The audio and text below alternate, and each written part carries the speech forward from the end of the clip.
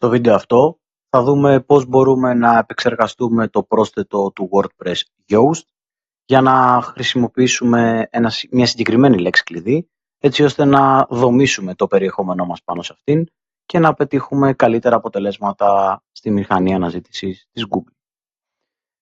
Εφόσον έχουμε συνδεθεί στο διαχειριστικό μας, το πρώτο βήμα που κάνουμε είναι πηγαίνουμε να δημιουργήσουμε μια καινούργια σελίδα.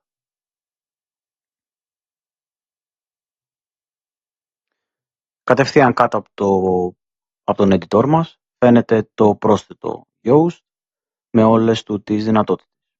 Πρώτη δυνατότητα είναι η λέξη κλειδί που θέλουμε να στοχεύσουμε. Είναι πάντα μία. Τα meta keywords που μπορεί να είναι παραπάνω από ένα, αλλά η Google δεν τους δίνει τόση ιδιαίτερη σημασία. Και το content analysis, το οποίο είναι ο οδηγός σε εισαγωγικά πάνω στον οποίο δομούμε το περιεχόμενό μας. Και εννοώ δομούμε γιατί μας λέει ήδη, αν δείτε, ότι το κείμενό μας δεν περιέχει καμία λέξη. Είναι στην ουσία ένας live editor που αλληλεπιδρά με το περιεχόμενό μας. Αυτό που θα ήθελα να σας δείξω ξεκινώντας είναι ότι η περιοχή στην οποία συνήθως κοιτάμε και εκπαιδεύεται το μάτι να κοιτάει είναι αυτή εδώ. Τώρα εμφανίζεται γκρι τα κυκλάκια, αλλά μπορούν να πάρουν τριών ειδών χρώματα. Τα χρώματα που μπορούν να πάρουν είναι τόσο το κόκκινο, όσο το πορτοκαλί ή και το πράσινο, στο οποίο θα καταλήξουμε το κείμενό μας να έχει αυτό το βίντεο.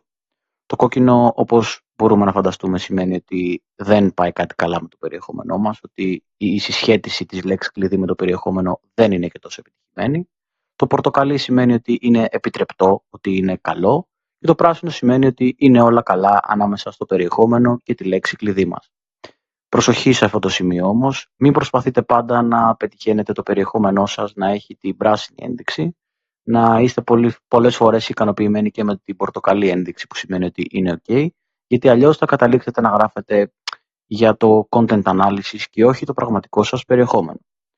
Οπότε με βάση αυτά ξεκινάμε λοιπόν να δομούμε τη σελίδα μας. Για χάρη του παραδείγματος, εγώ έχω ήδη δημιουργήσει σε ένα live editor το περιεχόμενό μου, το οποίο αφορά τις υπηρεσίες διαδικτύου. Γράφω λοιπόν τον τίτλο του περιεχόμενου μου. Κάνω copy, paste σε αυτή την περίπτωση. Αυτό δεν το συνιστώ ποτέ να γίνεται. Γίνεται μόνο για τις ανάγκες του παραδείγματος. Αμέσως, αν κλικάρουμε στο focus keyword, βλέπουμε μάλλον το content analysis ότι μας λέει ότι δεν υπάρχει focus keyword. Όπως είναι σαφές και από τον τίτλο και από τη δομή του περιεχομένου την οποία γνωρίζουμε ήδη από πριν, το focus keyword θέλω να είναι οι υπηρεσίες διαδικτύου.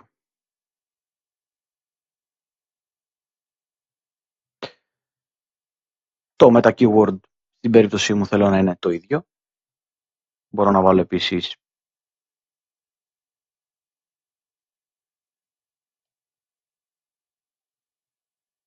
τα παραδείγματα είναι εντελώς ενδεικτικά. Μπορεί να χρησιμοποιηθεί οτιδήποτε.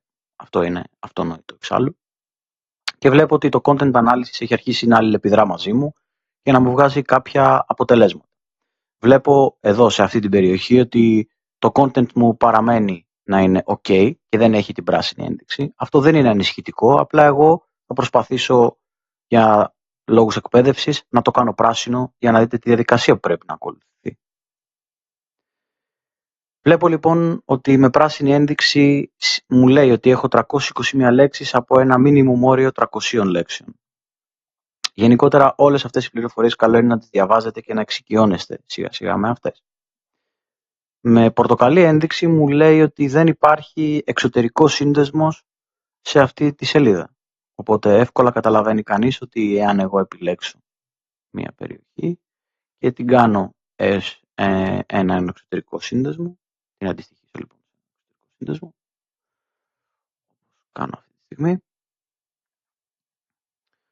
το περιεχόμενό μου, θα το κάνω μια δημοσίευση,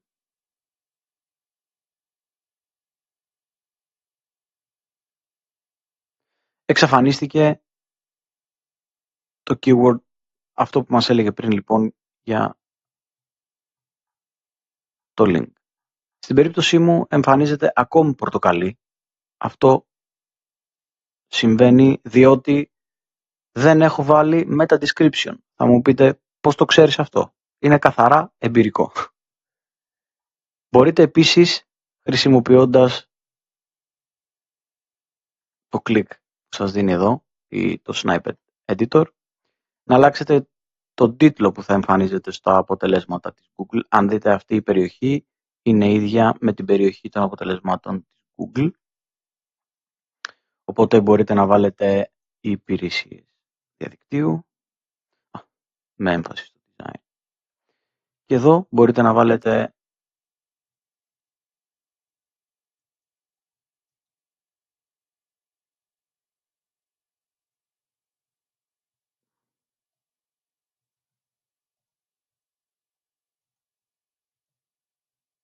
αν θέλετε, μπορείτε να γίνει πράσινο και αυτό.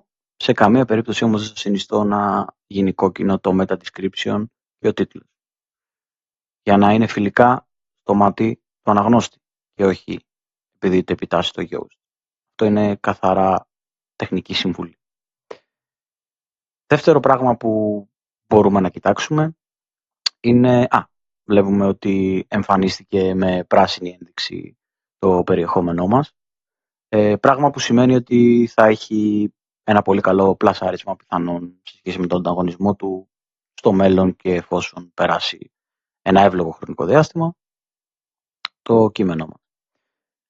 Το Yoast είναι ένα πολύ καλό πρόσθετο, το οποίο στη δωρεάν έκδοση που χρησιμοποιούμε μπορεί να μας δώσει και μια εξτρά δυνατότητα να ρυθμίσουμε για τα 3 social media, για το Facebook, το Twitter και το Google+, έναν διαφορετικό τίτλο για το άρθρο μας, όταν πάει κάποιος να το κάνει share.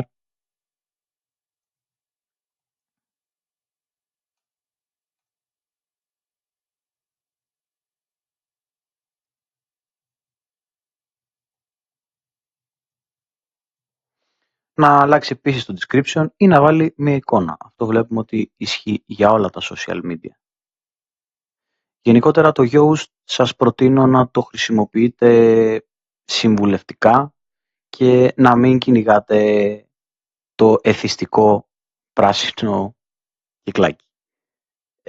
Πολλές φορές δεν θα το καταφέρετε ή θα σας οδηγήσει το ίδιο το σύστημα να βγάλετε λέξεις, να κάνετε διάφορα πράγματα. Δεν θα καταφέρετε πολλές φορές να είναι πράσινο, οπότε και το πορτοκαλί που είναι το OK είναι εντάξει. Αυτός ήταν ο σύντομος οδηγός για το Yoast. Ευχαριστώ πολύ που το παρακολουθήσατε.